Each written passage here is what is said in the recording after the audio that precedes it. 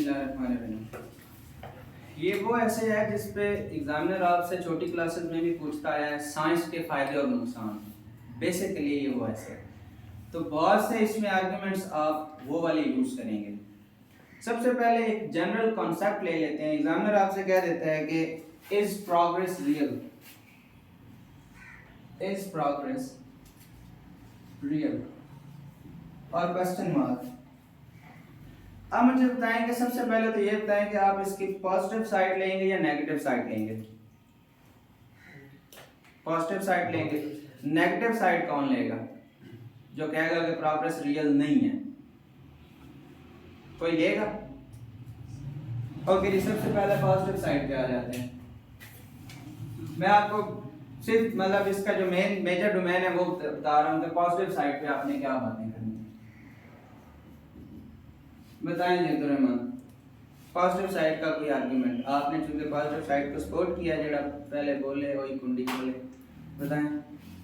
Economic लिहाज से भी जो डेवलपमेंट्स आई हैं जैसे इरिगेशन, हम यार कीप इट, मैं कहूँगा कि पॉवर्टी, बजाय मैं ये कहूँगा ना कि इरिगेशन बढ़ी है, मैं कहूँगा कि पॉवर्टी डिक्रीज हुई है। उसमें केस इन पॉइंट में ऐसे कोई बात कर लूँगा, पॉवर्टी आ गई।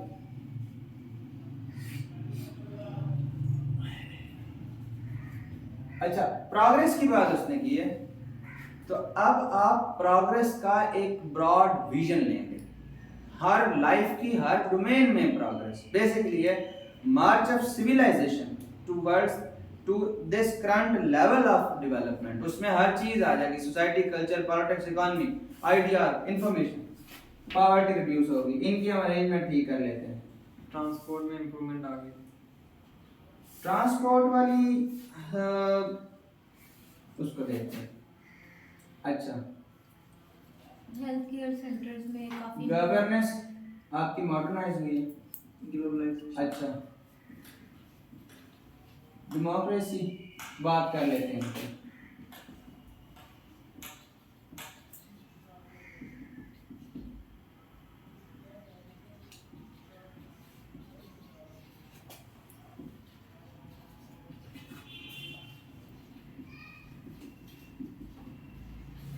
नजर आ रहा है ये वीडियो में? चेक कीजिएगा। आ रहा है।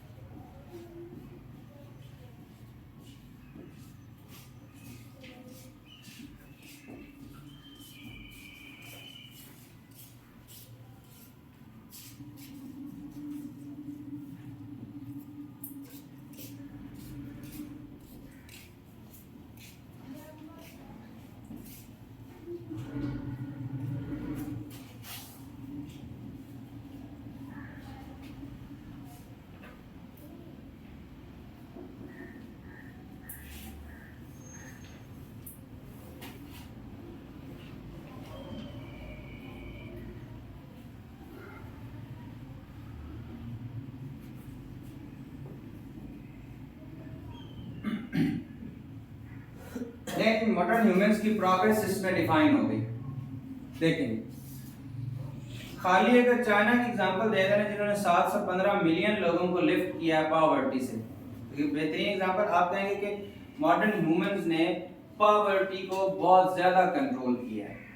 ठीक, गवर्नेंस, गवर्नेंस में आपकी प्रोग्रेस ये, इसमें आप देखें गवर्नेंस पहले कितनी अंडर डेवलप्ड थी या गवर्नेंस कितनी सिंपल थी और उससे कितनी ट्रांसफॉर्म होके कॉम्प्लेक्स हो चुकी है, फंक्शनली स्पेशलाइज हो चुकी है, इंस्टीट्यूशनलाइजेशन हो चुकी है। एक वेल इलैबोरेट, एक complex network of institutions emerge हुआ है जिससे आपकी गवर्नेंस मॉडर्नाइज हुई है। कैसे मॉडर्नाइज? आप इसको किसी पुरानी सिविलाइजेशन से कंपेयर करें तो एफिशिएंसी बढ़ी है, ट्रांसपेरेंसी बढ़ी है, रिस्पॉन्सिवनेस बढ़ी है। तो आपके पास कहने को बहुत कुछ है कि आप गवर्नेंस का जो वेरी कॉन्सेप्ट ऑफ गवर्नेंस है लोकल लेवल पे आ गई है, और इसमें टेक्नोलॉजी की इंटरवेंशन जो ओवरऑल जो गवर्नेंस की इंडिकेटर्स हैं, आप सिंपली ये कह देना कि जो है वो मॉडर्न जो गवर्नेंस है वो ट्रांसफॉर्म होगी है due to its responsiveness, effectiveness and efficiency. इन तीन चीजों पे भी आप इसका पैरामीटर कर सकते हैं। डेमोक्रेसी पॉलिटिकल प्रोग्रेस में है कि for centuries humans were treated like slaves, they were treated like a herd of sheep, they didn't have any political rights, they could not imagine freedom and liberty and justice in society. Humans were, they had not any say in the decision making. Humans were completely subjugated and there was not any concept of individual rights, there were only rights of states, and the personal was completely absorbed in the state was end in itself, and in modern times it is the individual who has become center of the activities of modern states, and the progress and development and freedom and wishes of the modern humans have become the core of political ideologies in modern times. No matter which political ideology, whether it is a theocratic state, whether it is a state dominated by Islamic theocracy, whether it is a communist or socialist or democratic state, or even anarchist state, or even the philosophers who believe in anarchy, even this political system in which does not accept state, the bottom line is development of individual, rights of individual, even those who do not accept the state. So democracy, that for the first time humans have become able to check the tyrannical tendencies of the state and snatch their rights which were due to them. तो democratic जो revolution आया है, political development की highest form, highest evolution of political development हमें democracy में नजर आती है। तो होगी development, positive development, gender, women were always considered as a child of lesser god, and they were not even considered equal humans.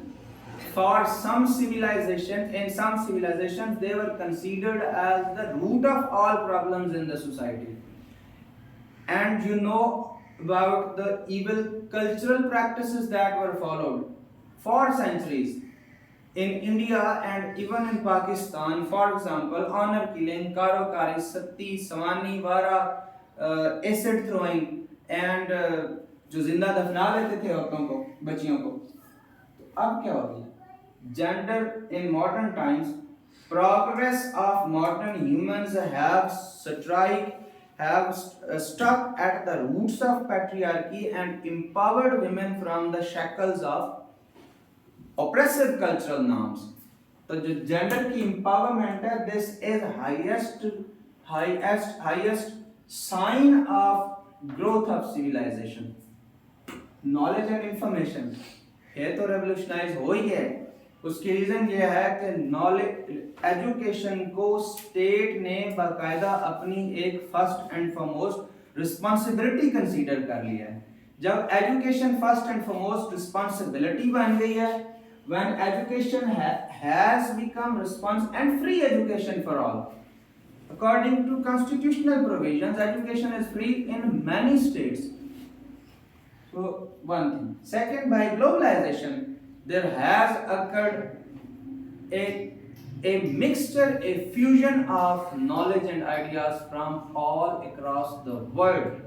So what is the heritage of humanity is being shared with each other. तो globalisation ने और online learning ने knowledge और information को बहुत ज़्यादा आसान कर दिया है। फूड प्रोडक्शन, इसमें वो आप सारे फूड प्रोडक्शन और डिस्ट्रीब्यूशन के मींस मैक्सिमाइज हो गए हैं, मल्टीप्लाई हो गए हैं, और आपके पास जो सीड्स ऐसे निकल आए हैं जिनसे वो इसमें सारी जो ये आर्टिफिशियल टेक्निक्स यूज़ की जाती हैं, जो मिल्क प्रोडक्शन है, फूड प्रोडक्शन ओवरऑल, जो मीट प्रोडक्शन है, ये बहुत ज़्यादा बढ़ गई हैं। 15 दिनों में मुर्गा तैयार, फूड प्रोडक्शन। कम्युनिकेशन रेवोल्यूशन, इसमें आप इंफ्रास्ट्रक्चर की बात कर लेंगे, और कम्युनिकेशन इसको कहें तो ज़्यादा बेहतर है। ना सिर्फ ये है कि आपकी इंटरस्टेट मोबिलिटी बढ़ गई है, बल्कि आपकी पूरी दुनिया में मोबिलिटी बढ़ गई है। And this connection and contact is not just physical, it's virtual connection. So social media से वर्चुअली हम पूरी दुनिया से कनेक्ट हो गए, तो कम्युनिकेशन रेवोल्यूशन ज़्यादा बेहतर होगा अगर आप बजाय इसके कि आप इसको ट्रांसपोर्ट की बात करें। हेल्थ वो तो बढ़ गई है आपके पास, अब आप तो आर्टिफिशियल इंटेलिजेंस आ गई जिससे डायग्नोसिस एंड ट्रीटमेंट बढ़ गई है, बहुत सारी चीजें आपके पास मॉडर्न, आप मतलब एक एक बीमारी से आप, यही आर्गुमेंट्स हैं आपके कि एक एक बीमारी से आपका पूरा पूरा कंटिनेंट खत्म हो रहा था, और अब आपके पास ऐसी वैक्सीन आ गई हैं, ऐसी लाइफ सेविंग ड्रग्स आ गई हैं जिससे आपने हजारों इंसानों, लाखों करोड़ों इंसानों को बीमारियों से बचाया है। वो पैंडेमिक्स, वो एपिडेमिक्स, वो डेडली डिजीजेस जो कि इंसानियत के लिए सबसे बड़ा खतरा थी। That is the reason why people in red Indians, the people in America were killed by the Spanish flu, and the less number of people was killed by the wars with the Europeans. तो इसी तरह Africa में ये जो ताउन की बीमारी थी ये फैली थी, और इसी तरह बहुत हेल्थ में रेवोल्यूशन आ गया। कल्चरल सोसाइटल प्रोग्रेस, इसमें आप देखें कि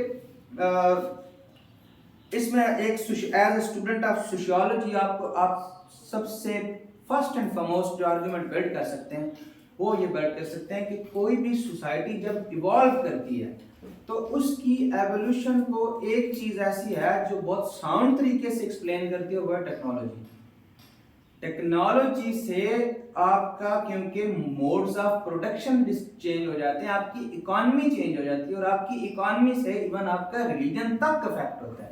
तो एक इसकी रीजन ये है कि टेक्नोलॉजी से आपकी जो सोसाइटी का कल्चरल नॉर्म्स, वैल्यूज, प्रैक्टिसेस, उसके अलावा बहुत सारी चीजें चेंज हुई हैं आपके कल्चर्स में। बहुत मिसाल के तौर पर पहले तो ये कल्चर था कि खुदाओं की खुशनुदी के लिए कुर्बानी दे दी जाती थी इंसानों की, दैट वाज पार्ट ऑफ, बाकी कोई मिले तो उसको साड़ दो, उसको जला दो। वो बहुत सारी चीजें कल्चरल, आपकी सोसाइटी में बहुत सारी चीजें कल्चरली मॉडर्नाइज हो गए, पीसफुल कोएग्जिस्टेंस है। इवन कल्चरल डेवलपमेंट की एक बहुत खूबसूरत एग्जांपल है acceptance for other cultures, and now the highest form of cultural development is the policy of multiculturalism, in which states themselves promote diversity and accept differences of culture.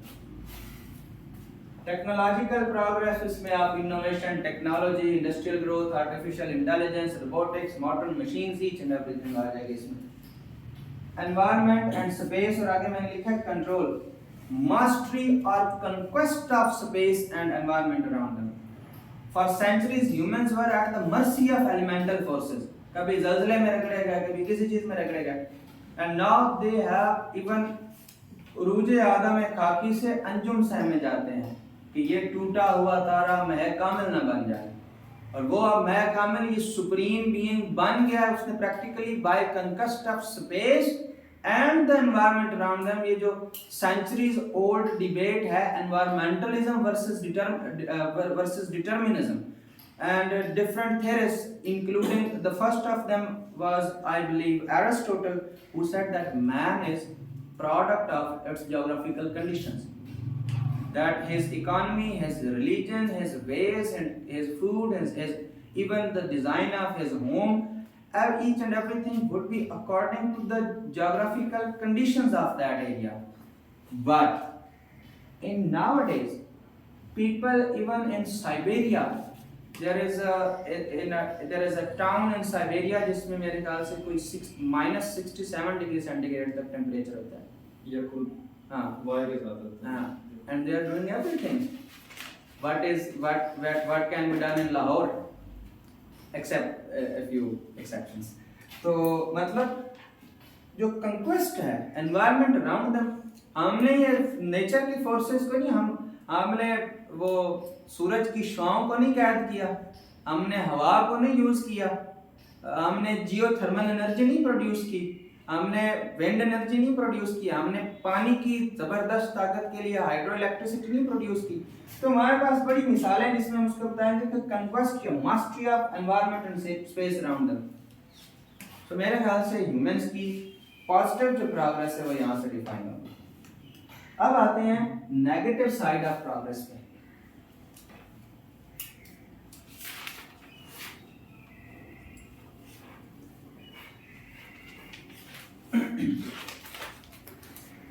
अगर मैं कह देता हूं कि प्रोग्रेस रियल नहीं है, पहला पॉइंट क्या था? रहमान पहले पॉइंट से शुरू करें। आयशा आप बताओ। Poverty sir. पॉवर्टी। अब क्या है? मॉडर्न वर्ल्ड में ग्रेव एक्सटेंट। पहले ये होता था कि यार पिंड में कोई एक आध चौधरी होता था या कोई एक आध। अब क्या है कि आपको एक ही शहर में एक के पास, मतलब वो एलीट फिनोमेना कह लें, 1 to 3% जो स्टेट के रिसोर्सेज कंट्रोल करके बैठे हैं, 3% के पास 97% ऑफ द रिसोर्सेज हैं और 97 के पास 3% रिसोर्सेज हैं। और ये फिनोमेना ग्लोबल लेवल पे उसको कहें तो इसको कहते हैं हाई के बाल्स।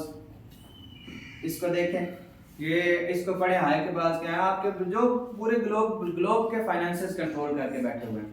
तो ये ग्लोबल इनइक्वालिटी, स्टेट्स के अंदर भी इनइक्वालिटी और स्टेट्स के दरमियान में भी, intra and inter state inequality तो मॉडर्न टाइम्स में बहुत ज़्यादा बढ़ गई है।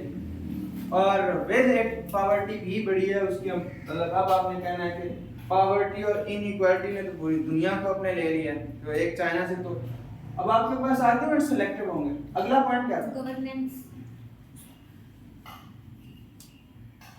Modern forms of dictatorship, authoritarianism. आजकल तो स्टेट आपकी सोच को भी कंट्रोल कर रही है। तो ये तो सबसे बड़ी गुलामी है। पहले तो आप गुलाम इतने नहीं थे जितने अब आप गुलाम हैं। आपकी सोच तक को कंट्रोल किया जा रहा है। अगला क्या था? डेमोक्रेसी वाला तो अब हो गया। जेंडर। हाँ,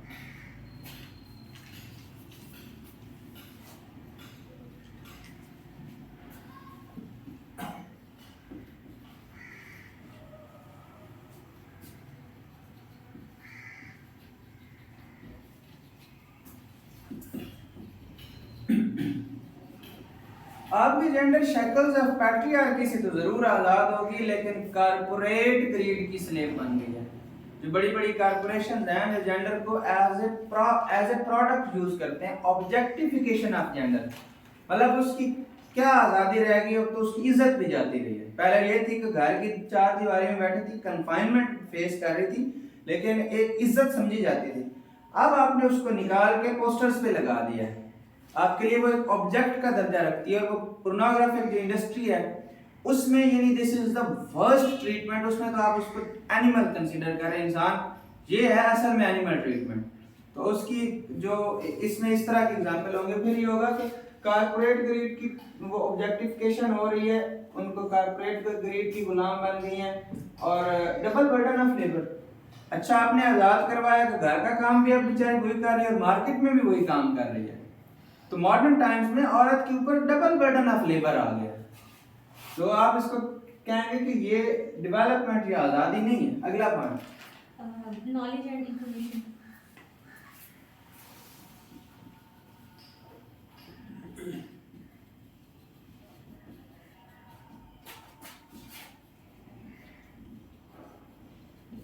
आगे आपने रैशनैलिटी भी किया था वर्ड है।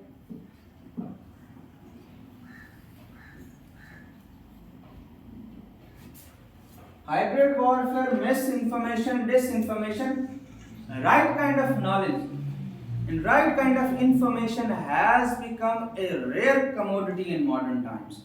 It has become a rare thing in modern times कि आपको कोई दुरुस्त बात पता चल जाए। आपके पास on a regular basis you are confronted with constant load of false information और वो लोड कितना ज़्यादा है कि आप उस लोड को उसको साइड पे करके राइट काइंड ऑफ इंफॉर्मेशन ढूंढ नहीं पा रहे हैं। वो मॉडर्न सोसाइटीज में इल्म तो आया, लेकिन वो इल्म है मिस इन्फॉर्मेशन, डिस इन्फॉर्मेशन और हाइब्रिड वॉरफेयर। एक पॉइंट इसमें ये आएगा, उस उधर हमारा ग्लोबलाइजेशन से हमने पीस की बात की थी एक प्रोग्रेस में कि ग्लोबलाइजेशन हुई है जो उससे पीस ज़्यादा हो गया। इस समय हम ये कहेंगे कि साइंटिफिक जो प्रोग्रेस है, टेक्नोलॉजिकल प्रोग्रेस है, उसने वॉर को लीथल भी बना दिया है और वाइड स्प्रेड भी बना दिया है। वाइड स्प्रेड भी हो गई है वॉर, पूरी दुनिया में भी फैल गई। पहले क्या था, ज्योग्राफिकल बैरियर, यूके इतना अरसा क्यों बैठा रहा, यूके इतना अरसा उसका डिफेंस क्यों रहा, सिर्फ दरमियान में एक सी था और उन्होंने बस सी डिफेंस मजबूत किया। उनकी लैंड की फोर्सेस बिल्कुल भी मजबूत नहीं थे, वो एक आइलैंड था। सी जब भी जिसने भी उनकी तरफ आना था, नेपोलियन की इस सबसे बड़ी जो है वो शिकस्त ये थी कि उसके पास वो मरीन पावर नहीं थी, तो उसके पास चूंकि सी पावर नहीं थी तो वो उसको नहीं हरा सका था यूके को, और उधर और गया नहीं। और वैसे दुनिया के कमर्शियलिज्म में वो फैले हुए थे, तो वो कमर्शियली बहुत बड़ी पावर था यूके। अल्टीमेटली उसके जो इसके शिकस्त की एक वजह ये बना कि वो यूके को नहीं हरा सका। अगर यूके को नेपोलियन हरा जाता तो फिर सिर्फ यूरोप नहीं पूरी दुनिया उसकी होती। अब क्या हुआ, geographical barriers, mountains, ocean, reverse कुछ कोई कांसेप्ट ही नहीं रखते। आप इधर से बैठ के मिसाइल फेंकते दुनिया के किसी हिस्से में जा सकता है। तो weapons of mass destruction, intercontinental ballistic missiles, nuclear weapons, biological weapons, chemical weapons, आपके पास लीथल भी होगी वॉर और वाइड स्प्रेड भी हो गई। हाँ जी, फूड प्रोडक्शन, एआई और उससे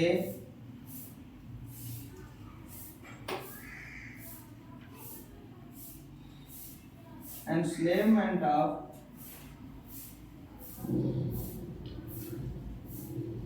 human soul and mind,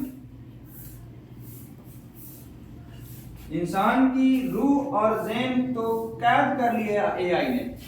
unemployment इसने ले ली है और मतलब कोई वईद नहीं है कि कल को एक इंटेलिजेंस रेवोल्यूशन हो। जैसे हमारे एक बिल्ली का या कुत्ते का बच्चा होता है, ऐसे ही एक इंसान का बच्चा हो किसी रिपोर्ट के हाथ में, तो जो इंसानों के जो कंट्रोल किए जाने का खतरा है थ्रू रोबोट्स, वो कोई वईद नजर नहीं आ रहा जिस स्पेस से डेवलपमेंट हो रही है। इस तरह के इवेंट्स हुए जापान में, वो एक रोबोट ने काफी सारे साइंटिस्ट मार दिए थे। तो उसके अलावा आप देखें ना कि आपको कैसे कंट्रोल किया जा रहा है, आपका टाइम कैसे किल किया जा रहा है। आपके ये सारे एल्गोरिदम्स ही है ना जो आपका सारा टाइम कैप्चर कर रहे हैं। फेसबुक पे आपको उसी किस्म की वीडियोस शो की जाती हैं। आप यहाँ पे अपना इंटरनेट चलाएं और फ़ोन रखते हैं और कहें कि जो है वो BMW कार्स, थोड़ी देर बाद फेसबुक या गूगल खोले आपको एड्स आनी शुरू हो जाएंगे। और ये एक्सपेरिमेंट करके देखते हैं, और ये कोई बड़े आईफोन पे नहीं, छोटे फ़ोन पर भी ये काम होना शुरू हो जाएगा। तो आपकी कितने पॉइंट्स हो गए, 1 2 3 4 5 6, और जहाँ पे हमने हेल्थ वाली बात की थी तो न्यू डेडली डिजीजेज आ गई हैं। और किससे? उन्हीं मेडिसिन से जो मेडिसिन आप यूज कर रहे थे, उन्हीं मेडिसिन से न्यू डेडली डिजीजेस की इमरजेंस हुई है। और ओवरऑल हेल्थ जो है वो इंसान वीक हो रहे हैं। ओवरऑल उनकी हेल्थ, जो हमारी मॉडर्न फूड्स हैं, जो हमारी मॉडर्न मेडिसिन हैं, उनसे ओवरऑल इंसान वीक ही हुए हैं, मजबूत नहीं हुए। और जी, और क्या? Communication revolution. हाँ, तो कम्युनिकेशन रेवोल्यूशन में आप उसको ये कह देना कि हमारे ग्लोबलाइज तो हुए हैं, रेसिज्म फैला है, जीनोफोबिया फैला है, कल्चरल वॉर्स हुई हैं, क्लैश ऑफ सिविलाइजेशन हुआ है,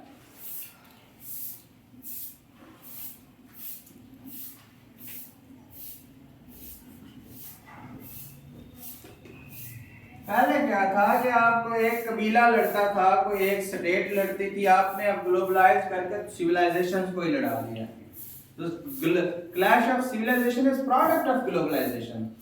कल्चरल इंटॉलरेंस इससे हुई है, हाइपर नेशनलिज्म xenophobia इससे निकला है, रेसिज्म इससे मजीद फैला है।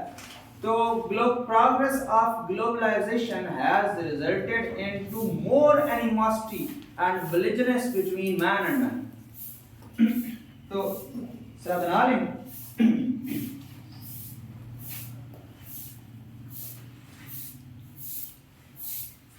अब ये नेगेटिव साइड हो गई। अब आपकी मर्जी है कि आप इसकी पॉजिटिव साइड लेते हैं, आप इसको कह दें कि प्रोग्रेस इज नॉट रियल। तो फिर दूसरी साइड, दोनों सूरतों में जो दूसरी साइड होगी उसके कोई 3 से 4 पॉइंट्स और पहली साइड के कोई 9 से 10 पॉइंट्स थीसिस में।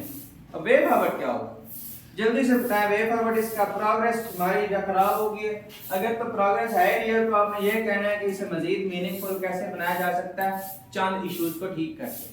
क्योंकि अगर आपने इसको रियल कहा तो आप दूसरी साइड ये बताएंगे ना कि प्रोग्रेस के कुछ डार्क साइड्स भी हैं। तो इश्यूज ठीक करके इसको रियल हकीकी मायने में इन ट्रू सेंस में रियल कैसे बनाया जा सकता है, इफेक्टिव कैसे बनाया जा सकता है। अगर ये रियल नहीं है तो फिर तो सीधा सीधा कहेंगे कि how can progress be made real and effective. तो इसकी सजेशंस क्या होंगी, वे फॉरवर्ड क्या होगा आपको रहमान? अब देखें आप, फॉर एग्जांपल आपने ऐसे किया कि प्रोग्रेस रियल नहीं है। अगर तो आप कह देते हैं ना रियल है, तो फिर तो आपके पास दुनिया के इश्यूज ही आप उसको 3-4 बताएंगे। एक हमने क्लाइमेट चेंज वाला पॉइंट नहीं बनाया जो इसमें बहुत ही, उधर हमने क्लाइमेट को कंट्रोल किया है, उधर हमने क्लाइमेट चेंज को कंट्रोल किया था, सॉरी आपने एनवायरनमेंट को कंट्रोल किया, लेकिन उसका नतीजा क्या हुआ? हमने उसको कंट्रोल तो किया लेकिन उसकी इतनी ग्रेडी एक्सप्लॉयटेशन की है कि अब मदर अर्थ हमसे it's seeking its revenge. We are facing the wrath of nature, we are facing the wrath of planet and deadly natural disasters are the product of this mastery of humans over the environment and over the space. तो एक climate change वाला, the progress of modern humans is responsible for disturbing या for destroying the ecological balance of the earth। तो for example आपने इस चीज को support किया, अगर तो आप मसले ही कम बताते तो फिर तो ठीक था, सजेशंस लिखने में मसला ना होता। आपने साइड ही ये ली कि प्रोग्रेस रियल है नहीं, तो फिर तो सारे मसले बता दिए ना मॉडर्न ह्यूमंस के। अब सजेशंस कौन सी देंगे? सजेशंस चाहिए नहीं है, मसले आप 9 से 10 लिखे हैं। ये वो क्लासिक केस है कि जब आपके पास सजेशंस आपने इंतखाब करना होता है कि कौन सी ऐसी सजेशंस होंगी, एक सजेशन 10 मसले हल कर रही हो, एक सजेशन आपके मल्टीपल इश्यूज का सॉल्यूशन हो। बिल्कुल ठीक है, बिल्कुल ठीक, लेकिन वो पहला सॉल्यूशन नहीं है। पहला सॉल्यूशन तो एजुकेशन है ना, तो अंडरस्टूड सी बात। आपने कहना है कि साउंड एजुकेशन हो, साउंड एजुकेशन सिस्टम हो हर स्टेट में।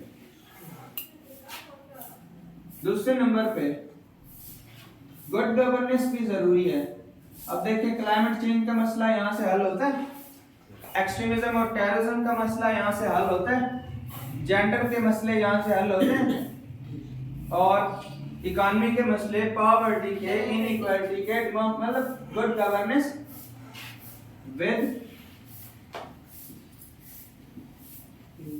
Human development as its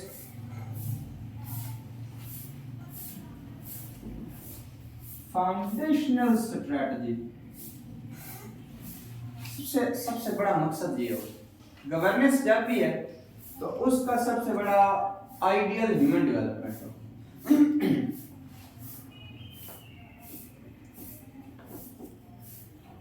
use of science and technology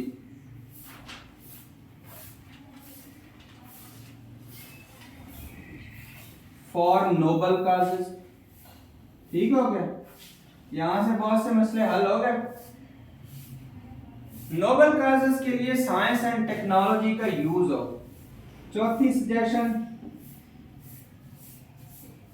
effect नहीं, मल्टीलेटरलिज्म।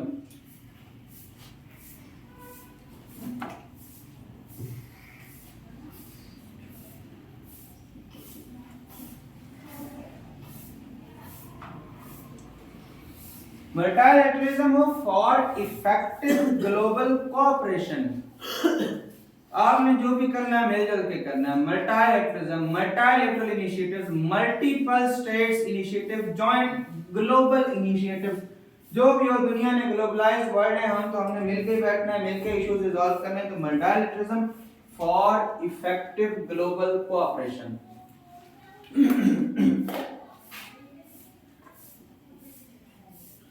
आर्टिफिशियल इंटेलिजेंस का एक पॉइंट अलग से बना दें, क्योंकि आजकल ये असल में ये दौर है, ये रेवोल्यूशन है आर्टिफिशियल इंटेलिजेंस का। सो इसका एक अलग से पॉइंट बना दें, और पॉइंट ये हो कि इसके लिए इसका ग्लोबल कोड ऑफ एथिक्स हो।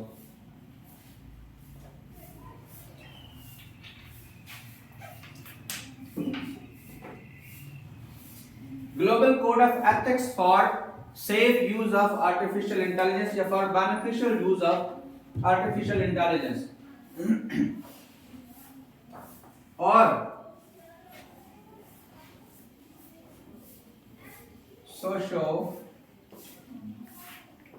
इकोनॉमिक जस्टिस आ जाए, socio economic justice in the states. तो ये 6 सजेशंस पे देखें, इंसानियत के मसले होते हैं कवर, तकरीबन होते हैं सारे। ये रिमूव कर दूं? हाँ या नहीं?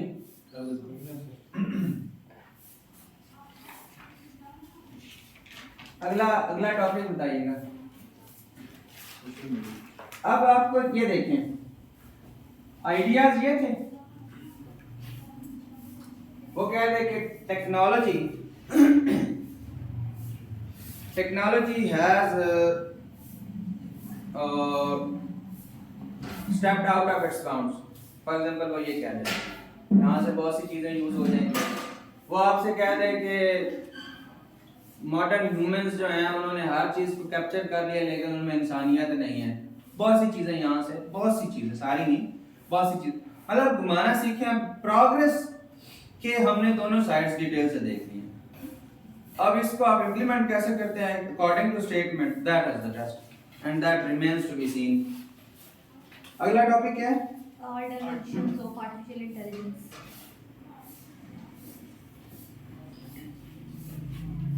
AR।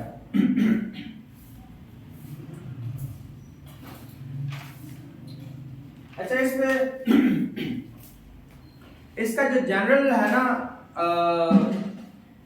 फायदे नुकसान, वो आपको बड़ी ही आसानी से मिल जाएंगे। मिसाल के तौर पे हेल्थ सेक्टर आ गया, इकोनॉमी आ गया, इंडस्ट्री आ गया, ट्रांसपोर्ट सेक्टर आ गया, गवर्नेंस आ गया, डेमोक्रेसी आ गया, इस तरह फूड प्रोडक्शन आ गया, एग्रीकल्चर सेक्टर आ गया। इस बड़े नुकसान भी इसी तरह आपको बड़ी आसानी से मिल जाएंगे। हम एआई पे, वो मैंने आपको गिनवा भी दिए कुछ इसके फायदे। लॉ आ गया, लीगल फर्म आ गया, डिसीजन मेकिंग आ गया, नॉलेज में, एजुकेशन में रेवोल्यूशन लेके आया एआई। तो वो चीज़ें आसान हैं। नुकसान की बात करें,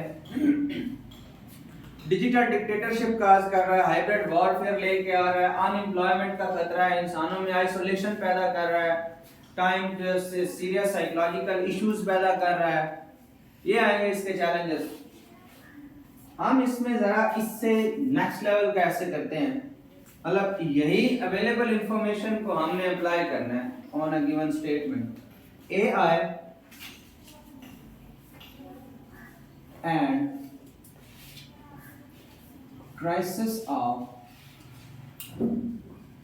values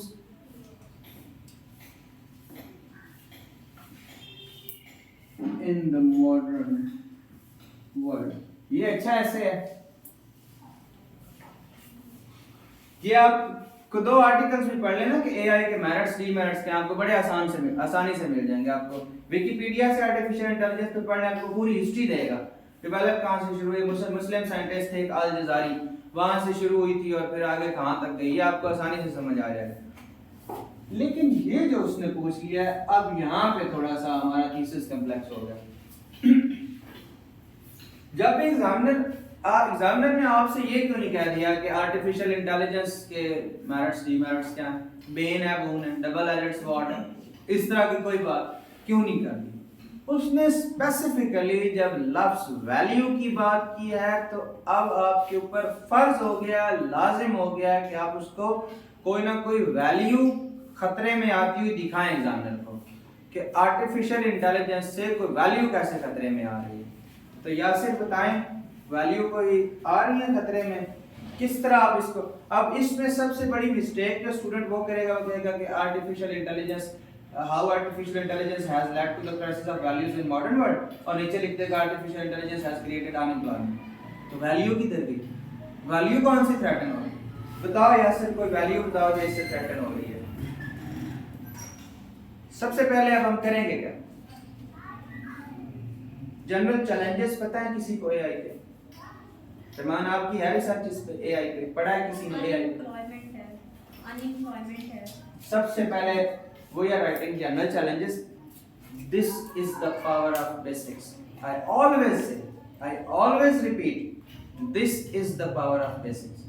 on the basis of basic knowledge of a topic आपने उसको इंप्लीमेंट कैसे करना है।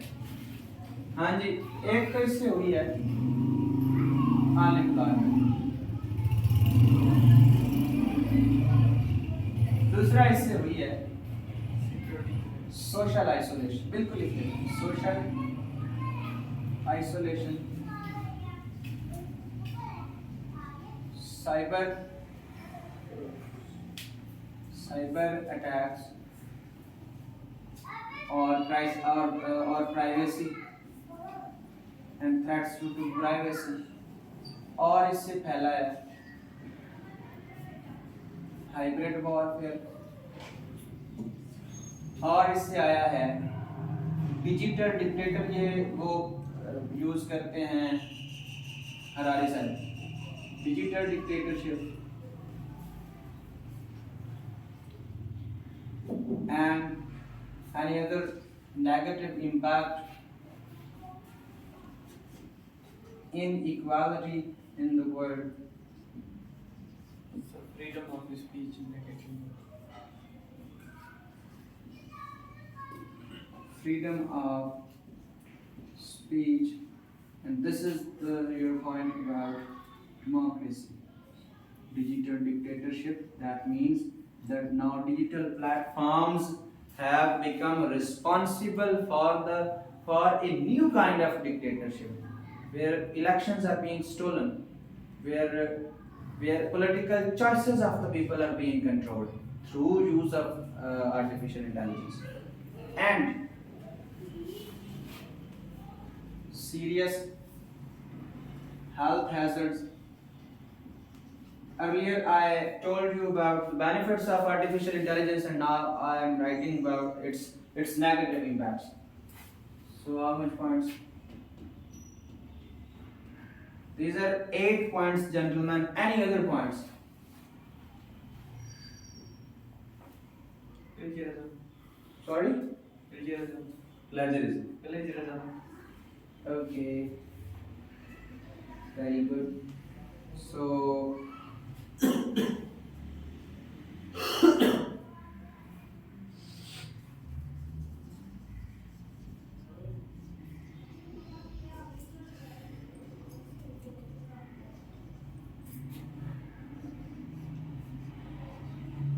Like हम critical thinking इसमें है.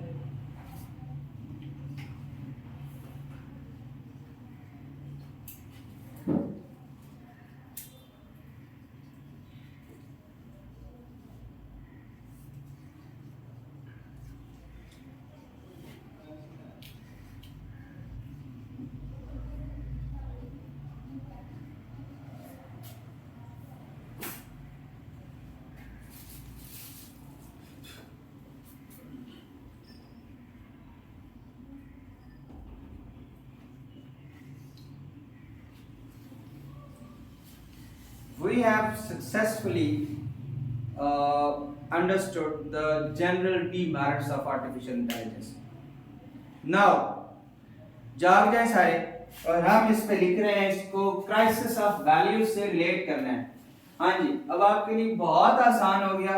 मुझे सिर्फ ये बता दें कि अगर आर्टिफिशियल इंटेलिजेंस जो है वो अनएम्प्लॉयमेंट क्रिएट कर रही है, तो सोसाइटी की या किसी भी स्टेट की कौन सी वैल्यू उससे डिस्टर्ब हो रही है? Any guess? एम्प्लॉयमेंट देना एक रियासत का फर्ज है, तो ये जो एम्प्लॉयमेंट मिलती है ये डेमोक्रेसी के कौन से स्लोगन के जरिए दी जाती है? Justice, equality. तो वैल्यू कौन सी इफेक्ट हो गई? अच्छा, अब आप क्या लिखेंगे? सेंटेंस बनाना है। By creating unemployment, artificial intelligence has threatened the values of social economic justice. Sentence बन गया। फ्रेज बनाना है, threatening the value of social justice by creating unemployment। Phrase बन गया, ठीक है ना मान? अगला पॉइंट, सोशल आइसोलेशन।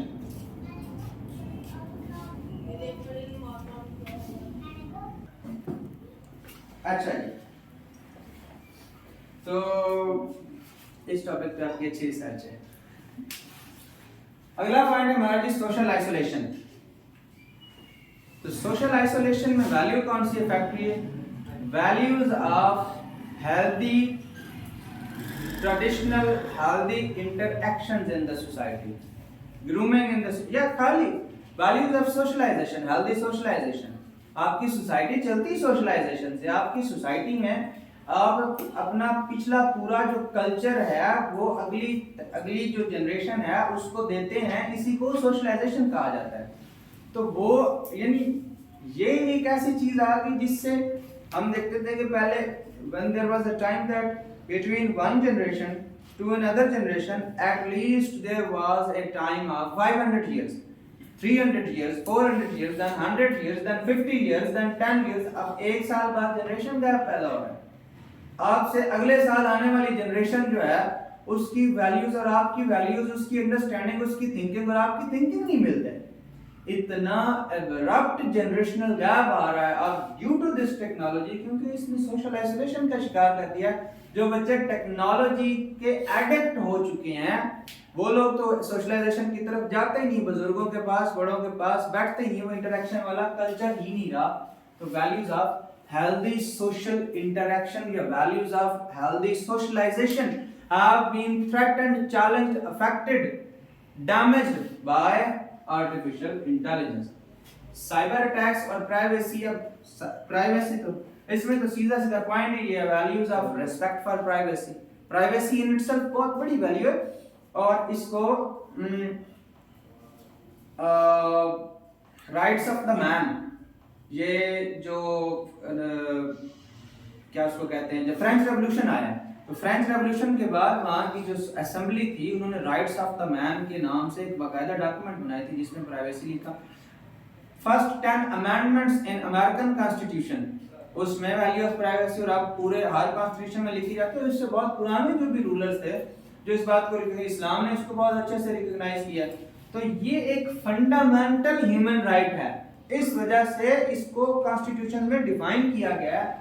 तो ये फंडामेंटल ह्यूमन राइट जो वैल्यू ऑफ प्राइवेसी की, साइबर अटैक से, साइबर थ्रेट से, साइबर वो जो है वो डाटा की थ्रेट से, प्राइवेसी, प्राइवेट जो भी चीजें थी उनकी प्राइवेट इंफॉर्मेशन उसको स्टील करके इसने प्राइवेसी को थ्रेटन किया, वैल्यूज ऑफ प्राइवेसी को। हाइब्रिड वॉरफेयर, तो हाइब्रिड वॉरफेयर से जो वैल्यू थ्रेटन हुई है वो है सॉवरेन इक्वालिटी ऑफ स्टेट या value of peaceful coexistence of states. Hybrid warfare से क्या हुआ है, जो पीसफुल, इस ग्लोबलाइज्ड वर्ल्ड की वैल्यू नहीं है, इवन लिबरल वर्ल्ड ऑर्डर की जो आपकी 1648 में वेस्टफेलिया से जो सिस्टम शुरू हुआ उसमें प्रिंसिपल ऑफ सॉवरेन इक्वालिटी को एक्सेप्ट किया गया। प्रिंसिपल ऑफ सॉवरेन इक्वालिटी को एक्सेप्ट किया गया तो अब जो हाइब्रिड वॉरफेयर है ये एक ऐसा टूल है जिसके बाद कोई बड़ी और कोई छोटी रियासत नहीं है। कोई छोटी सी रियासत, नॉर्थ कोरिया छोटी सी रियासत है और अमेरिका बहुत बड़ी रियासत है, टेक्नोलॉजी के लिहाज से भी, रिसोर्सेज के भी लिहाज से, पॉपुलेशन के लिहाज से भी, और ये उसको इनके ऊपर साइबर अटैक्स करते हैं। तो हाइब्रिड वॉरफेयर उनको मिलान करते हैं। हाइब्रिड वॉरफेयर और इंडिया ने तो खैर यूरोप की वो इंस्टीट्यूशन है डिसइंफो लैब, उसके अलावा और भी सोर्सेज हैं। वो आप देखें कि उन्होंने तो पता नहीं कितने हजारों फेक अकाउंट्स थे और जिसके जरिए सिर्फ इनका मकसद क्या था, पाकिस्तान को मलाइन करना इंटरनेशनल फोरम्स पे। तो इससे values of peaceful international coexistence disturb हो गया, digital dictatorship, values of freedom, justice, equality, liberty, free thinking, इतना भी कह दें values and norms of democracy, या values of free thinking and rational voting behaviour, ये सारी वैल्यूज यहाँ पे थ्रेटन हुई है। इनइक्वालिटी, तो इससे वैल्यू क्या हुई, इक्वालिटी, इक्वालिटी की value equal economic opportunities. Inequality इसने कौन सी की है, आर्टिफिशियल इंटेलिजेंस, इलॉन मस्क साहब, या जो यहाँ पे जिनके पास एआई है या जिनके पास एआई का नॉलेज है या जो एआई टेक्नोलॉजी यूज करें, तो इंटरस्टेट एंड इंट्रास्टेट इनइक्वालिटीज इसने क्रिएट की हैं। फ्रीडम ऑफ स्पीच को कब किया है इसने, तो फंडा values of free flow of information, value तो ये डिस्टर्ब हुई ना। वैल्यू क्या थी कि आपकी इंफॉर्मेशन जो है वो सोसाइटी में फ्रीली फ्लो करेगी, इंफॉर्मेशन को कब नहीं कह रहे, इसको हम कह रहे हैं फ्रीडम ऑफ स्पीच। तो हम उसको कह रहे हैं बाय, हम आप इसको लिखेंगे क्या, by curbs on freedom of expression AI has challenged the value of free flow of information in the society. Health hazards, इसको कैसे वैल्यू के साथ रिलेट करेंगे बताएं। यहाँ पे टीचर फंस गया, ये मैंने आपसे बनवाना। हेल्थ हैजर्ड्स वाला पॉइंट, इसमें वैल्यू बताएं। टाइम जाग के बैठे, आयशा आप बताएं क्या इसको वैल्यू की तरह, कौन सी वैल्यू क्या होगी कि हेल्थ के लिए खतरा बन गया? क्योंकि काफ़ी ज़्यादा जो हेल्थ के लिए जो बनी थी पीछे, आपने बताया कि मेडिसिन वगैरह, उसकी वजह से value of a safe secure healthy society, safe secure healthy vibrant functioning bustling society. Destructive warfare, तो ये इसको ऊपर हाइब्रिड वॉरफेयर से ये वैसे उससे रिलेटेड। इंटेलेक्चुअल स्टैग्नेंसी, तो वो आप मतलब कहेंगे कि वैल्यूज ऑफ इसको क्या कहेंगे, प्रॉपर्टी राइट्स नहीं इंटेलेक्चुअल थेफ्ट, हाँ एक ये है इंटेलेक्चुअल प्रॉपर्टी राइट से इसको रिलेट कर दें क्योंकि एआई से उनको किया जा रहा है, इसको इधर ले आए। और उसके अलावा ना हमने जैसे चाइना भी तो करता है अमेरिका का इंटेलेक्ट और टेक्नोलॉजी को, हाँ मतलब आप यूँ कह लें कि bye values of quest and inquiry, values of quest, inquiry, curiosity, वो बातें यहाँ पे आई हैं। और या उनको अगर वो इंटेलेक्चुअल प्रॉपर्टी की तरफ ले जाते हैं तो वो तो फिर एक वैल्यू है वैसे ही। समझ आ गई? हमने तो बेसिक से ही वैल्यू निकाली है, इतना है कि आपकी राइटिंग पावर होनी चाहिए। अगला टॉपिक जल्दी बताएं। हाँ, फिर एआई एंड फ्यूचर पर्सपेक्टिव। अच्छा, इस दफा सीएसएस स्पेशल में आया है एआई हैज ओवरस्टेप्ड इट्स बाउंड्रीज, और यह आया है एआई पीछे टेस्ट वगैरह में, ये जो आजकल इंटेलेक्चुअल डिस्कोर्स में ये डिस्कशन घूम रही है कि AI and future and A future perspective, AI A future perspective, एक ये टॉपिक है। अच्छा, अब मुझे लगता है सिर्फ वैल्यू को निकाल दें, जनरल चैलेंजेस बता दें। तो ओवरस्टेप्ड बाउंड्स में लिख सकते हैं आइसोलेशन इसने क्रिएट कर दिया, हाइब्रिड वॉरफेयर का आप क्या कह देंगे, टूल बन गया हाइब्रिड वॉरफेयर का। आप क्या कह देंगे, सबसे बड़ी रीजन है साइबर थ्रेट्स की। आप क्या कह देंगे, एआई इंसान की जो आइसोलेशन, इंसान की हेल्दी इंटरेक्शंस का सबसे बड़ा दुश्मन है। अब ओवरस्टेप कहना है ना कि अपनी हदें क्रॉस कर गया। सिर्फ इतनी सी लैंग्वेज में वेरिएशन आनी है, कहना है कि इंसान की हेल्दी सोशलाइजेशन का सबसे बड़ा दुश्मन है। इसने इंसान की जो inherent spirit of quest and inquiry है, उसके लिए एक डेथ नल है आर्टिफिशियल इंटेलिजेंस। चैलेंजेस वही थे, अपनी लैंग्वेज में जान डाल रहे हैं और उसको दिखा रहे हैं। मतलब हम फ्रेज देखते हैं, a death knell for education sector, और नीचे केस इन पॉइंट में लिख सकते हैं challenges to spirit of curiosity, या इसी फ्रेज को a death knell for spirit of quest and inquiry in the humans resulting into crisis of education system. इस तरह लिख लें, फ्रेज बना लो। तो यही सारे चैलेंजेस एआई को अब रगड़ना है, एआई को कहना ये दुश्मन है, ये सबसे बड़ा चैलेंज है, ये सब हेल्थ में मेंटल इश्यूज हाँ। की क्रिएट किए थे। तो serious health hazards emergence of creation of leading to serious health hazard. तो इसमें आप ओवरस्टेप डिफाइन हो गया। अब आगे क्या कहना था, आगे उसको कुछ 4 मेरिट्स दे देते एआई के और वे फॉरवर्ड दे देते। वे फॉरवर्ड हम इसका देख लेते हैं अलग से। सर ये फ्यूचर के पर्सपेक्टिव से तो हाँ। ना हुआ, ये तो नहीं, पहले हो चुका है। Over stepped out of its bounds. अब जब भी एग्जामिनर ये बात याद रखें, आपको वो कहता है classrooms decide the future of a nation, तो क्लासरूम में तो मैं अब आपको पढ़ा रहा हूँ, तो फ्यूचर का क्या पता चलेगा। अब अगर मैं आपको बकवास पढ़ा रहा हूँ तो आपका फ्यूचर भी अंडरस्टूड है, वो भी बकवास ही होगा। तो करंट सिचुएशन पे बताया जाता है ना कि करंट सिचुएशन जो है उसके बाद फ्यूचर क्या होगा। हमेशा करंट ट्रेंड से डिसाइड करते हैं, मतलब ऐसा तो नहीं है हमारी जमहूरियत 10 साल से खराब चल रही है, 50 साल से 70 साल से खराब चल रही है, अब क्या कहेंगे फ्यूचर में भी कोई होप नहीं है। लेकिन पिछले 5 साल में खाली इतनी रेडिकल चेंजेस आ गई कि आप कहेंगे कि यार इतनी कोई होप्स आ गई हैं कि ये अब तो डेमोक्रेसी का फ्यूचर पाकिस्तान में ब्राइट ही होगा, डार्क नहीं होगा। तो करंट ट्रेंड्स पे बात की जाती है ना। तो अब एआई फ्यूचर प्रॉस्पेक्ट आप में ये देखते हैं कि अब इसमें हम 2 डायमेंशंस बना सकते हैं। यहाँ पे अगेन वो आपसे इनडायरेक्टली एआई के फायदे और नुकसान ही पूछ रहा है विद रेफरेंस टू फ्यूचर। तो आपने लिखना है कि हाउ एआई, सिर्फ main heading, how AI would ensure a bright future for humans. Simple ये एक हेडिंग आपने बना दी, नीचे आपने मेरिट्स लिखने हैं। How AI will ensure a bright future for humans, उसके 2 पॉइंट्स बनाते हैं। सर इसमें कुछ नए पॉइंट्स भी तो आ सकते हैं कि जो चीज़ें आज से 10 साल पहले नहीं थी वो अब देखने को आई हैं, और जो फ्यूचर आएगा उसमें इमेजिन लिटरेचर एग्जिस्ट कर रहा है तो ठीक है, फिर तो लिख दें। और अगर आपको अल्लाह पाक ने इतनी काबिलियत दी है कि जो लिटरेचर में नहीं है लेकिन आप इमेजिन कर पा रहे हैं कुछ ऐसा हो सकता है एआई के थ्रू, ठीक है। लेकिन मसला ये कि अल्टीमेटली वो फॉल किधर करेगा, society, politics, economy, governance, democracy, gender, इधर ही फॉल करेगा ना। इसके रेफरेंस से लिखना पड़ेगा। तो इसके 2 के पॉइंट्स बनाते हैं कि पॉजिटिव फ्यूचर कैसे इंश्योर करेगा एआई मॉडर्न ह्यूमंस के लिए। How AI would ensure, you will ensure A positive future for humans. कौन सा पॉइंट आपका सबसे फेवरेट है जो एआई का आपको वाकई सबसे बड़ा मेरिट लगता है? वो एफिशिएंसी, रिस्पांसिवनेस, गवर्नेंस का। हाँ, तो इतना ही लिख देना है, एआई will strengthen, खाली will, AI will strengthen governance in the modern world। will क्या है, बढ़ाएगा।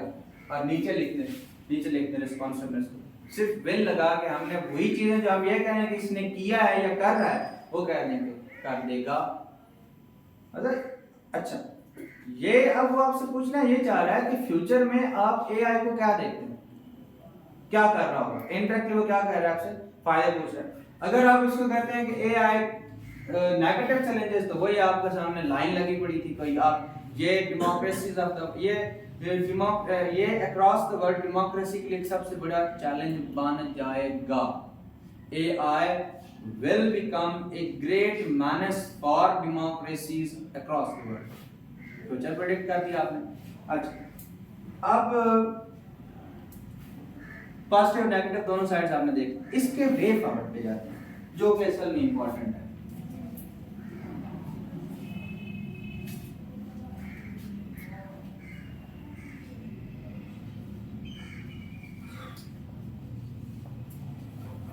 एक स्टेशन सारे दें वे फॉरवर्ड। हाँ जी, वे फॉरवर्ड।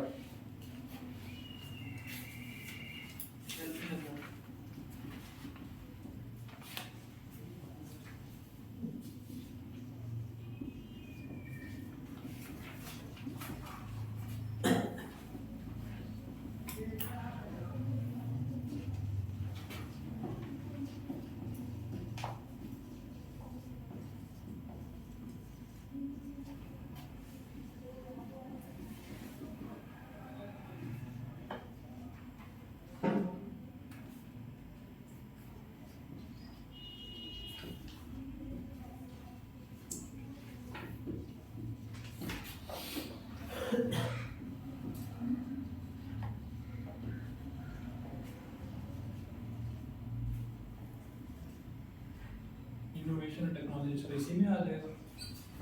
वे फॉरवर्ड दे रहे हैं कि एआई के चैलेंजेस को बचा कैसे जा सकता है।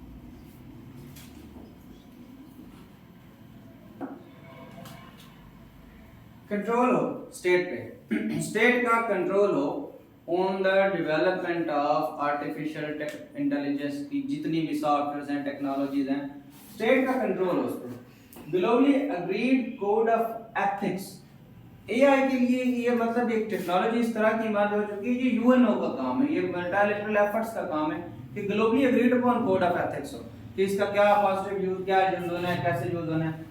एआई सॉफ्टवेयर जो है उनको नोबल कॉजेस के लिए डेवलप किया जाए, डेवलपमेंट ऑफ एआई सॉफ्टवेयर या algorithms for noble causes. Parental control, जरूरी तो नहीं है कि आप मतलब एआई के नुकसानकारी अब बच्चों को बचा लें। एक्टिव पेरेंटल कंट्रोल, जो पेरेंट्स हैं वो अपने बच्चों की नजर रखें, आइसोलेशनिज्म से उनको बचाएं, उनको बुरे कंटेंट से बचाएं, उनको उनके ऊपर एक चेक एंड बैलेंस रखें। Active parental control and check and balance. Digital literacy, यहाँ पे उन्हें डिजिटल लिटरेसी प्रमोट होने की जरूरत है। आप ना एक्सप्लॉइट होने दो ना मैसेज को, आप मिस इन्फॉर्मेशन और राइट इन्फॉर्मेशन और रॉन्ग इन्फॉर्मेशन में डिफरेंस करना उनको सिखाओ। आप एआई आपको कैसे यूज कर सकती है, आप एआई को कैसे यूज कर सकते हैं वो सिखाओ उनको। डिजिटल लिटरेसी प्रमोट करने की जरूरत है। साइबर लॉज और सिक्योरिटी जो मैकेनिज्म्स हैं उनको मजबूत करने की जरूरत है। सिक्योरिटी कैपेसिटी बिल्डिंग करनी चाहिए, साइबर लॉज इंप्रूव करने चाहिए और सिक्योरिटी इंस्टीट्यूशंस की कैपेसिटी बिल्डिंग करनी चाहिए ताकि जो साइबर थ्रेट्स हैं, जो उनकी प्राइवेसी को, डाटा थेफ्ट है, उसको प्रोटेक्ट कर सकें। Oversight mechanisms and necessary filters, ये जो जितने सोशल मीडिया वगैरह है, जो आपकी इलेक्ट्रॉनिक एंड जो जैसे पैमरा है, जो आपकी रेगुलेटरी अथॉरिटीज हैं, वो नेसेसरी फिल्टर्स अप्लाई करें ताकि आर्टिफिशियल इंटेलिजेंस को मिस इन्फॉर्मेशन प्रमोट करना चाहे, कोई सोसाइटी में इंटॉलरेंस पैदा करना चाहे, कोई रॉन्ग इन्फॉर्मेशन पैदा करने की कोशिश करे, तो उन फिल्टर्स से वो इन्फॉर्मेशन ऑटोमेटिकली रिमूव हो जाए। जैसे कि करने वालों ने किया हुआ है, यहूदियों के खिलाफ कोई करो पोस्ट तो फेसबुक से आपका अकाउंट डिलीट आपको नोटिस फौरन आ जाएगा, ट्विटर पे, फेसबुक पे फौरन नोटिस आएगा आपको। तो oversight mechanism and application of necessary filters for preventing miss information. Accountability of tech giants, tech giants असल में एआई को यूज करके आपके चॉइसेस को कंट्रोल कर रहे हैं और आपका डाटा भी वो चुरा रहे हैं, जैसे फेसबुक से भी चुराया गया। तो अकाउंट टेक जायंट्स की अकाउंटेबिलिटी जो कि इंतहाई मुश्किल काम है, लेकिन पूरी दुनिया में जाए तो कुछ नहीं कर सकते। टेक जायंट्स की अकाउंटेबिलिटी की जाए तो वे फॉरवर्ड हमारे पास 8 पॉइंट्स का एक मुनासिब आता है। वे फॉरवर्ड एआई, कभी भी एआई पे तो बात आती है तो इस पे आप इसका वे फॉरवर्ड दे सकते हैं, चाहे इसकी कोई भी डायमेंशन आती है। एआई का वे फॉरवर्ड हो गया। अगला ऐसे बताएं जल्दी, टाइम क्या हुआ?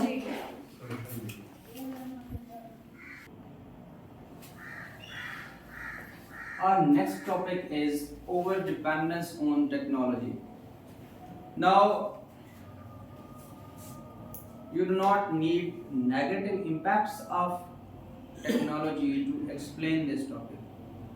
You just need to explain the importance of technology or the merits of technology or the areas where technology is being used, and you will say that all these areas where technology is being used, we have become over dependent on it.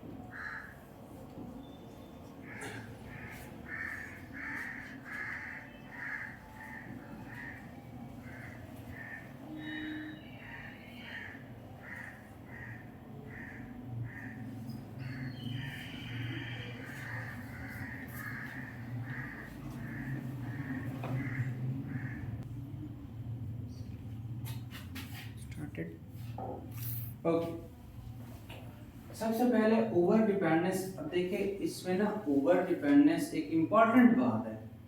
Over dependence show भी होनी चाहिए, मतलब आप इस खाली over dependence को आपके points में से लाजमी रिफ्लेक्ट होना चाहिए। कोई बंदा मुझे बता दे, मेरी जो सबसे बड़ी जंग है वो ये है कि मैं आपको लैंग्वेज वो सिखाऊं जो एग्जामिनर का टॉपिक रिफ्लेक्ट कर रही है। इस चीज़ पे हर ऐसे में हम बात करते हैं। मुझे यहाँ होता है कि ओवर, ये आपके सामने पॉइंट है, मिसाल के तौर पे लॉ इन्फोर्समेंट, ओवर डिपेंडेंस कैसे कहेंगे? कोई एक पॉइंट इस पे बना के दे दें कि इसको हम ओवर डिपेंडेंस कैसे कहेंगे।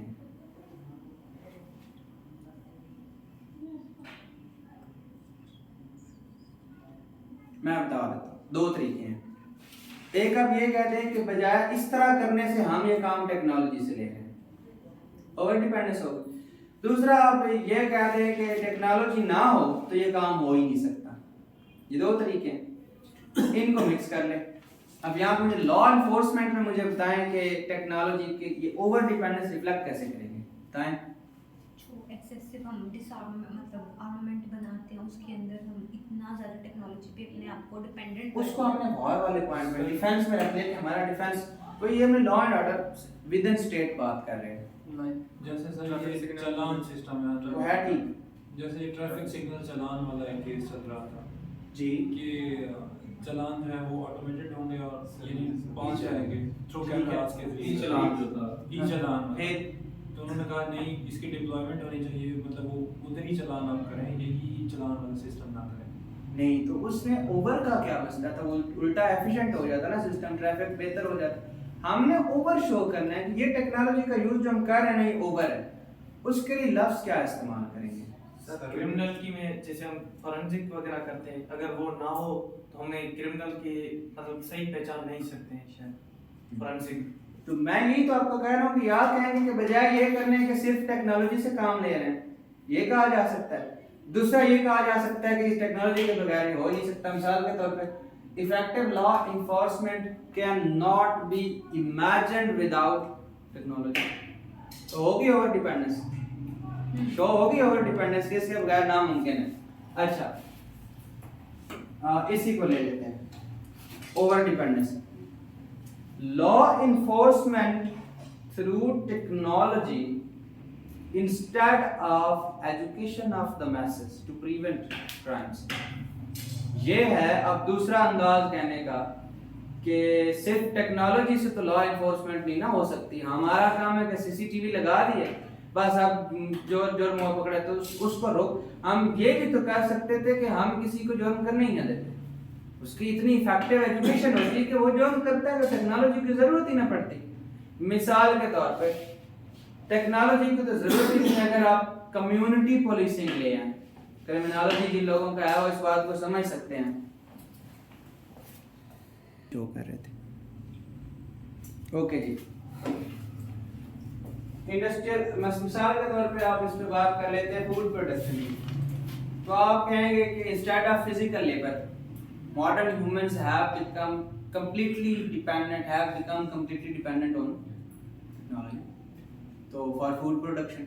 इस तरह यहाँ पे ये बात आपकी कहीं ना कहीं होनी। मिसाल के तौर पे कम्युनिकेशन में ये बहुत इंपॉर्टेंट बात है। ऐसे नहीं एग्जामिनर पागल नहीं वो इसको ओवर डिपेंडेंस कहते हैं। आप ओवर डिपेंडेंस रिफ्लेक्ट होनी चाहिए। यहाँ हम कम्युनिकेशन में ओवर डिपेंडेंस क्या कहेंगे, जल्दी बताएं।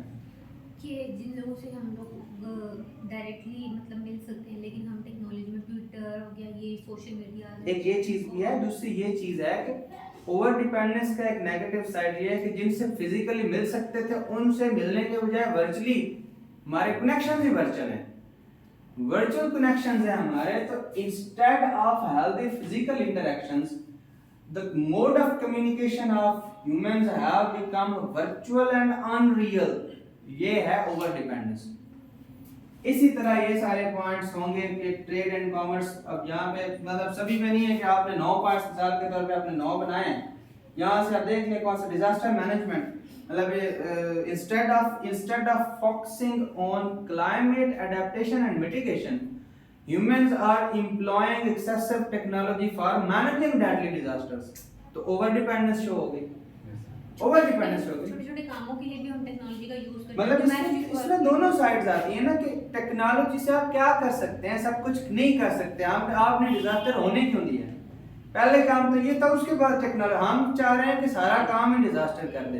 दूसरा ये है कि कोई काम उसके बगैर कर नहीं पा रहे। दूसरी साइड ये है मतलब अब गवर्नेंस को आप टेक्नोलॉजी अप्लाई करना कोई बुरी चीज तो नहीं है ना रिकॉर्ड कीपिंग के लिए। यहाँ हम ये कहते हैं कि इसके बगैर इमेजिन ही नहीं किया जा सकता, नाम डिस्टेंट ड्रीम की चीज। कॉजेज फॉर ओवर डिपेंडेंस, ये हमने एक अलग सेक्शन डाला है कि उसको पता भी चले कि ओवर डिपेंडेंस हुई क्यों, क्योंकि हमने ओवर डिपेंडेंस को रगड़ना है, प्रॉपर रगड़ना है। तो हमने कह दिया कि एक inherent spirit of domination and control है इंसानों में।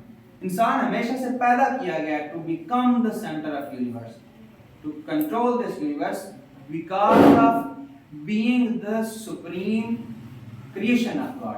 अशरफुल मखलूकात होने से उसके अंदर ये रखी गई है कि उसने बड़े बड़े वाइल्ड बीस्ट्स को टेम किया, उसने एलिमेंटल फोर्सेस को कैप्चर किया, कंट्रोल किया। दूसरी एडवांसमेंट, तो इस उससे टेक्नोलॉजी है। Advancement in knowledge and research बनी इससे टेक्नोलॉजी। तीसरा positive and evil sides of human nature. कुछ इंसान जो कुछ मतलब बुरे जहन से कुछ चीजें अचीव करना चाह रहे थे, तो उन्होंने भी टेक्नोलॉजी बनाई, और अच्छे जहन से जो कुछ चीजें अचीव करना चाह रहे थे उन्होंने भी। So for noble causes and for evil, so the evil in the human, evil side of the humans and positive side of the humans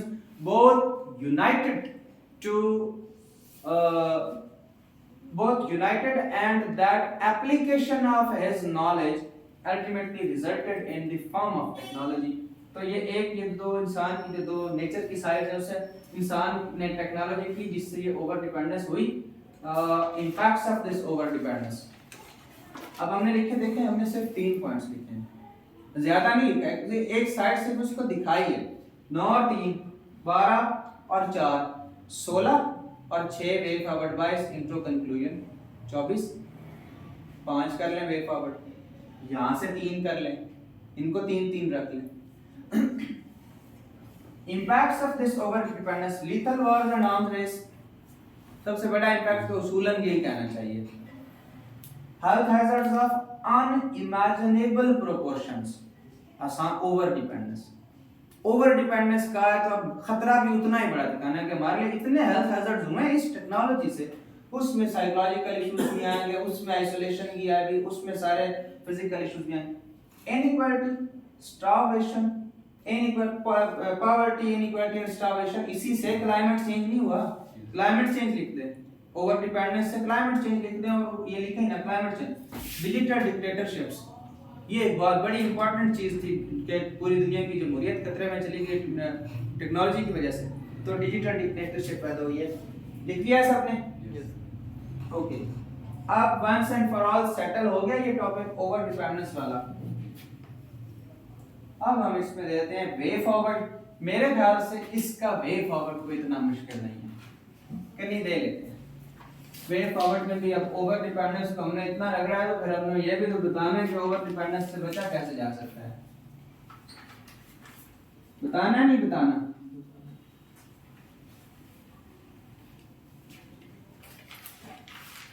हाँ जी, चेक एंड बैलेंस होना चाहिए जो भी टेक्नोलॉजी। ways to reduce क्या देते हैं, ways to reduce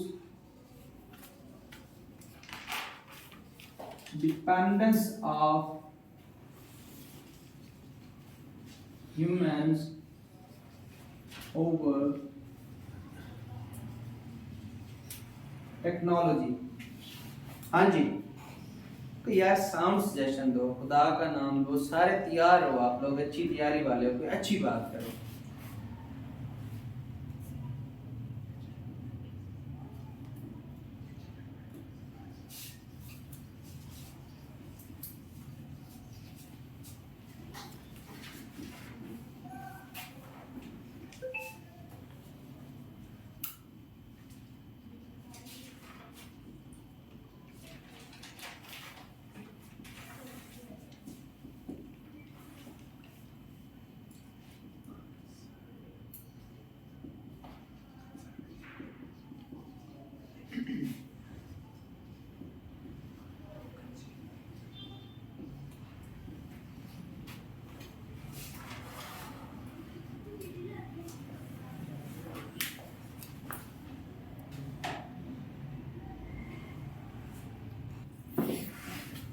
Okay, ways to reduce dependence of humans over technology, discouraging culture of consumerism। असल में ये बहुत बड़ी रीजन बनी है हमारा, जो हम जो ईज एंड कंफर्ट, मतलब हर चीज हम बाल ड्राई करने के लिए ले रहे हैं जनाब, वो क्या कहते हैं, बाल डाई करने के ले रहे हैं, बाल स्ट्रेट करने के ले रहे हैं, क्रीमें ले रहे हैं, बिल्कुल परफेक्टली जिन चीजों की जरूरत नहीं है। और इसी में टेक्नोलॉजी आती है, इसी में टेक्नोलॉजी आती है कि अब आपने बच्चा उठाने के लिए वो आपको वॉकर मिल गया, बच्चे को वो झूले देने के लिए वो मिल गई चीजें, बहुत सी चीजें जो कि हकीकत में हमारी कोई बहुत बड़ी जरूरत नहीं है। ये कैपिटलिज्म ने एक कल्चर ऑफ कंज्यूमरिज्म पैदा किया है, तो आपने इस कल्चर ऑफ एक्सेसिव कंज्यूमरिज्म को डिस्करेज करना है। जैसे 3 में कहता है जिप से लेकर जिप तक, limiting the excesses of capitalism, इन दोनों को इकट्ठा कर रहे हैं। तो कैपिटलिज्म है ना, कैपिटलिज्म ये है कि जो बस इंडस्ट्रियल प्रोडक्शन की खातिर चीजें बनाई जा रहा है, टेक्नोलॉजी प्रोड्यूस कर रहा है।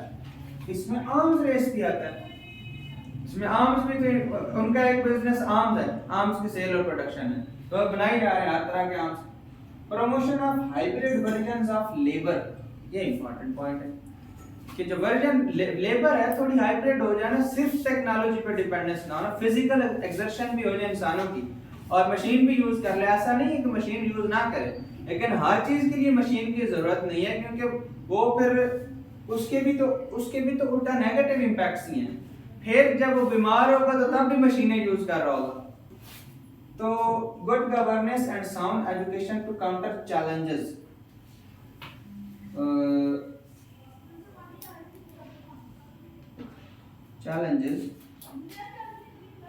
currently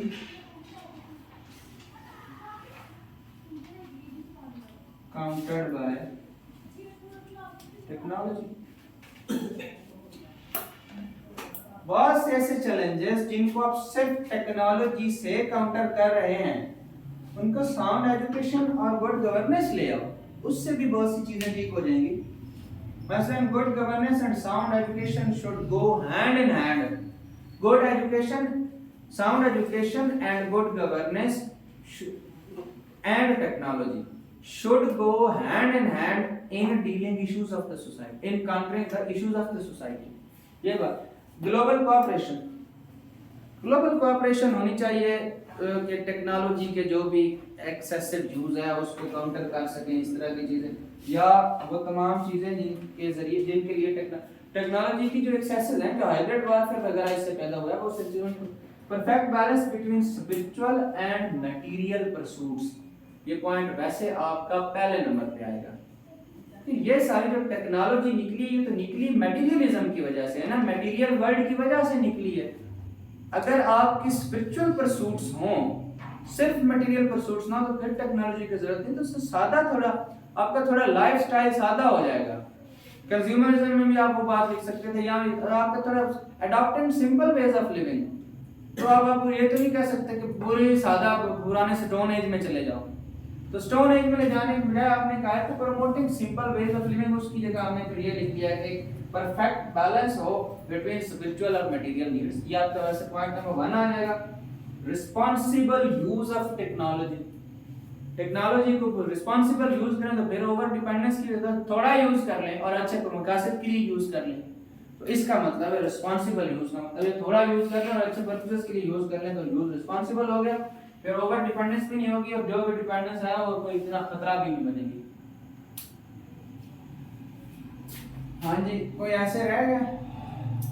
सोशल मीडिया, असल में सोशल मीडिया जो है ना, वो उसकी अलग से डोमेन्स काफ़ी निकलती हैं. सोशल मीडिया को हाइब्रिड वॉरफेयर का भी टूल कहा गया है. सोशल मीडिया को डेमोक्रेसी से भी रिलेट किया गया है. सोशल मीडिया को और किस चीज़ से रिलेट किया गया? सोशल मीडिया को मेरे ख्याल से उससे भी रिलेट किया गया नेशनल इंटीग्रेशन से. सोशल मीडिया को पॉलिटिकल पोलराइजेशन से भी रिलेट किया गया. सोशल मीडिया को ग्लोबलाइजेशन से भी रिलेट किया गया. तो उसको मेरे ख्याल से अलग रख लेते हैं. आज टेक्नोलॉजी में मेरे ख्याल से सारे टॉपिक्स कवर हो गए. एआई और बाकी जनरल प्रोग्रेस का कंसेप्ट और टेक्नोलॉजी, इतने टॉपिक्स मेरे ख्याल से इस पे काफ़ी हैं. नेक्स्ट अब देख लेते हैं कि सोशल मीडिया पे करना है या गवर्नेंस पे करना है या फेमिनिज्म पे करना है, या देख लेते हैं जी. ये आपका वाइड आपका मैं खुद कर लेता हूँ.